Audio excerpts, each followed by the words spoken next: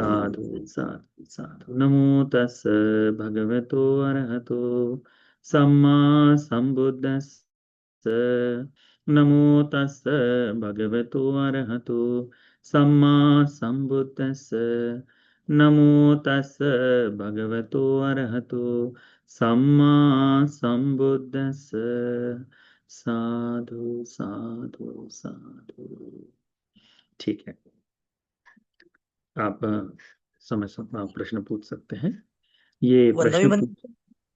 प्रश्न पूछना है ना, इस तरह से इकट्ठा होना, आप जैसे इकट्ठा हो रहे हैं, ये होना, धर्म पर चर्चा करना, चिंतन करना अपरिहार्य धर्म में आता है। ये तो पता है ना आप लोग को। हाँ, तो जुड़कर अपरिहार्य धर्म को पुष्ट कर रहे, इसको पता है। ठीक। हाँ प्रवीण उपासक। बंती जी, वंदमी बंती जी। सुखी। बंती जी, मेरे मन की बात ऐसी है कि हम्म, मैंने मन को कहा कि तुमको आज पंचशील का पालन करना है या अष्टशील का पालन करता है तो उसके हिसाब से मन चलता है। लेकिन हम्म, ज्यादा करके ऐसे फास्ट गति से चलता है कि मुझे ये हम्म, जल्दी होना चाहिए, मुझे ये जल्दी चाहिए, मुझे ये जल्दी जल्दी। ऐसे मध्यम नहीं रहता, ऐसे फास्ट भागता है कि जैसे कि मम्मी ने रोटी बनाई तो मुझे पहले चाहिए, जैसे हम्म, मुझे चाहिए सबके सब पहले, ऐसा मन भागता है। ऐसे हम्म, दुर्विचार नहीं करता, मन को बोला कि तुमको ये नहीं करना है तो मन नहीं करता। लेकिन बहुत ये डिफरेंट की बात है कि मन जल्दी से दौड़ के जाता है किसी वस्तु के पीछे, खुशी के पीछे। जैसे वंदनम। भगवान बंटी की जी वाणी आपको। है उपासक, भगवान की हाँ। वाणी है, फंदनं चपलं चित्तं करके। ये जो मन है बड़ा चंचल है, उछल कूद करने वाला है, भागने वाला है। भगवान ने इसको बंदर की उपमा दी है ना। तो हमारा मन है, तो स्वभाव है मन का। इस मन के संबंध में कोई प्रश्न पूछना है तो पूछो। ठीक। तो मन को कैसे कंट्रोल में रख रख सकते हैं अपन? ठीक ठीक ठीक। तो कैसा है, मन को किसी काम में लगाओ। ठीक है, किसी कार्य में उसको बांधे रखो। जैसे निरंतर मैत्री का ध्यान करना, मैत्री का भाव रखना। दिन में प्रतिदिन सुबह शाम आनापानसति का अभ्यास, ये अपने मन को। और जहां जहां दुख दिखाई दे, जिस जिस जगह पर दुख दिखाई दे, किसी की मृत्यु दिखाई दे, किसी की बीमारी दिखाई दे, कोई भी, तो उसे अपने आप से रिलेट करके देखना। कैसे कि इसी स्वभाव से मैं भी हूं, मेरा भी यही स्वभाव धर्म है, मैं इससे मुक्त नहीं हुआ हूं। और ये चंचलता इस मुक्ति के लिए बाधक बनेगी। ऐसा चिंतन करो, और कुछ समय बाद हर चीज में धर्म का चिंतन आरंभ हो जाएगा। धम्मे धम्मानुपस्थिति जो है ना, तो वो ऐसी ही जागती है। तो बाहर का रूप, बाहर का भाव देखकर अपने साथ उसको जोड़ते रहने से स्वयं ही तुमको सहायता मिलेगी। ठीक है। तो धीरे धीरे उसका अभ्यास, तो निरंतर, जब जब भी आपको चंचलता महसूस हो तो ये भी कह सकते हो, सभ्य सत्ता सुखी हूं तो, सभ्य सत्ता सुखी हूं तो सभी प्राणी सुखी हो जाए, सभी सत्व सुखी हो जाए। तो ये कहने से आपका मन किसी चीज में बंध गया है, तो कर सकते हो। आप लोग को वर्तमान में अनेक, आप यूट्यूब वगैरह देखते हैं, आप लोग को अनेक से शॉर्ट्स में आपको सुनाई देता होगा कि ये नाम जप के बारे में आजकल बहुत चल रहा है ना। इसके पीछे कारण क्या है? यही कि मन की चंचलता अधिकता से आ रही है। तो इसको बांधे रखे कैसे? तो किसी न किसी शब्द जाल, यही है।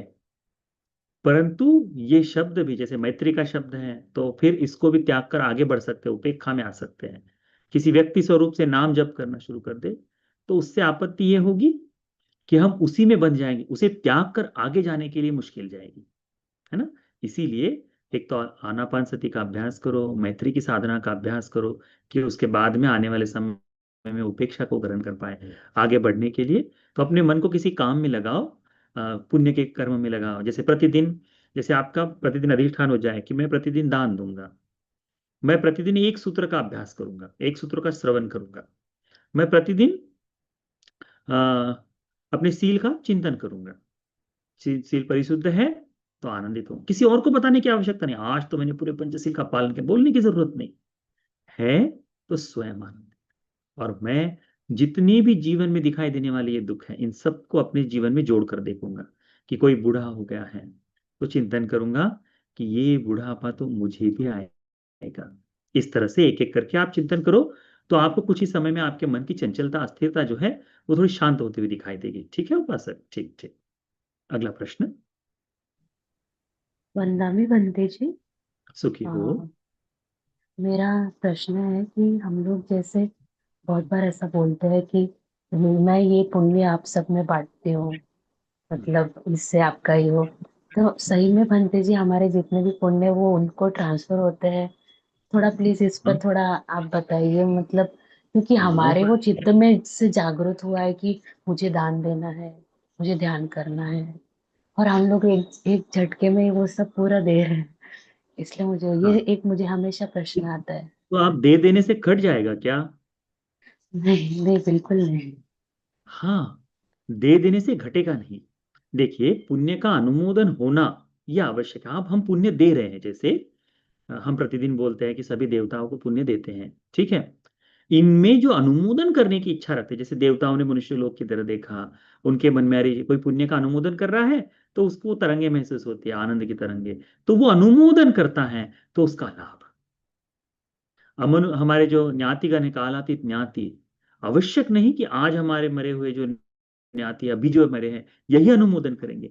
हो सकता है 5 जन्मों पहले, 10 जन्मों पहले, 2 जन्मों पहले, 100 जन्मों पहले ये ज्ञाति भी देख करके अरे ये तो मेरा ज्ञाति है, तो क्यों ना मैं अनुमोदन कर लो।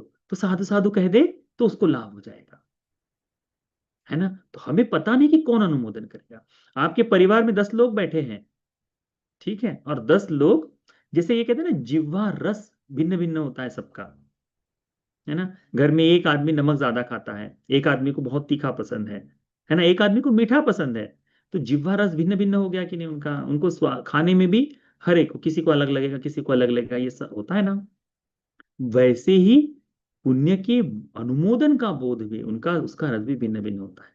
आप परिवार के सबको बांट दो और वो कहा हाँ साधु साधु साधु, इतनी मात्र से वो अनुमोदन नहीं हो रहा है। आप दे रहे, आप चाहते कि आपके आनंद में वो आनंदित हो।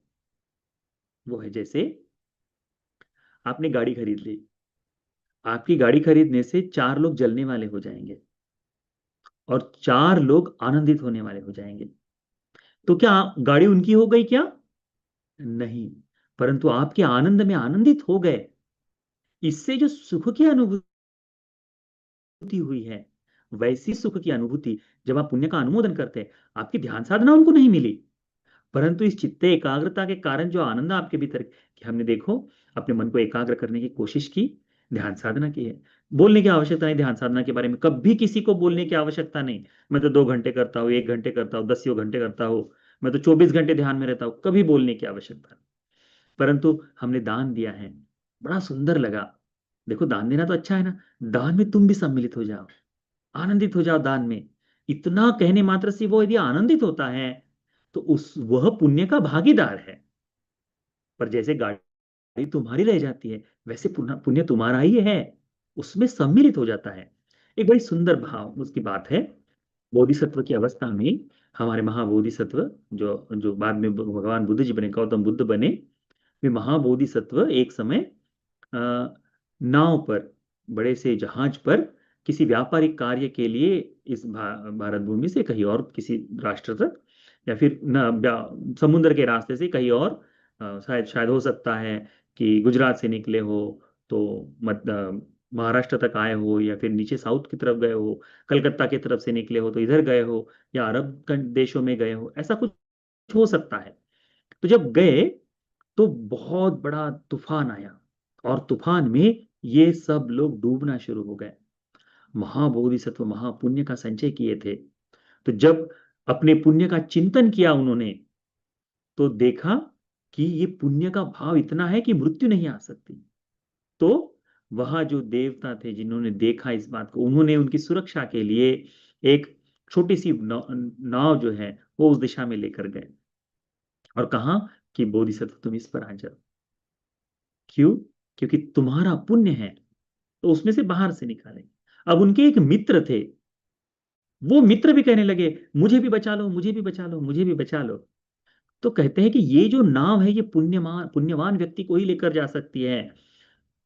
पुण्य नहीं है उनके पास, उनके लिए नहीं है ये टर्म्स एंड कंडीशंस। हाँ, तो वो नहीं है। तो बोधिसत्व उस समय कहते हैं कि मित्र, जितना पुण्य का संचय मैंने किया है, वो सारा पुण्य तुम अनुमोदन करो। वहीं पर हाथ जोड़कर साधु साधु बोलते हैं।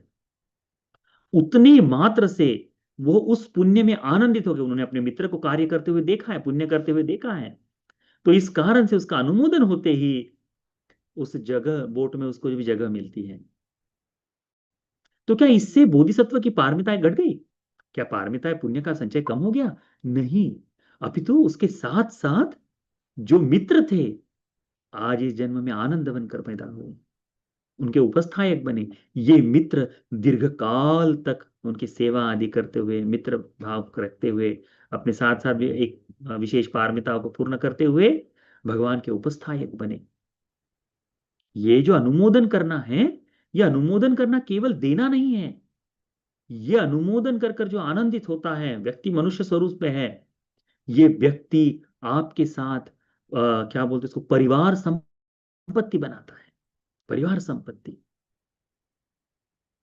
भगवान बुद्ध जी भिन्न भिन्न तरह से धर्म का उपदेश करते हैं। उनमें से कुछ है व्यक्तिगत स्वरूप से भगवान धर्म का उपदेश करते हैं। तो एक एक व्यक्ति धर्म को बोध करके अरहत होता है। भगवान बुद्ध जी सामूहिक स्वरूप से धर्म की देशना करते थे, जहां सैकड़ों की संख्या में लोग आकर, जैसे भगवान बुद्ध जी को कपिलवस्तु में निमंत्रण देने के लिए राजा ने जब 1000 लोग भेजे, सबके सब धर्म सुनते ही मुक्त हो गए, अनंत हो गए। तो ये जो इकट्ठा बोध कर लेते हैं धर्म का, इन लोगों ने इकट्ठा पुण्य का संचय किया है। इन लोगों ने पुण्य का अनुमोदन किया है। जैसे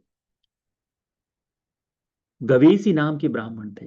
ये गवेशी नाम के ब्राह्मण सभी मित्रों के प्रधान, मित्रों में सबसे ज्येष्ठ, उस तरह से जो लीडर, जो कहते हैं ना गैंग का लीडर, वो थे। जब ये दान देते थे तो मित्रों को लगता था, 500 मित्र लगता था मैं भी दान दूं। सील का पालन करते थे, सबको लगता था मैं भी सील का पालन करूं।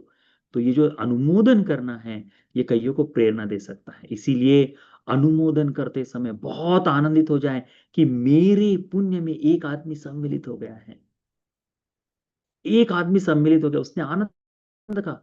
तो आपका पुण्य तो और बढ़ा है, क्योंकि आपके कारण किसी और के चेहरे पर हंसी आ गई, मुस्कुराहट आई है, उसमें खुशी जाग गई, उमंग भर गई। तो पुण्य का तो और संचय हुआ है। इसलिए पुण्य का अनुमोदन निरंतरता से करते रहे।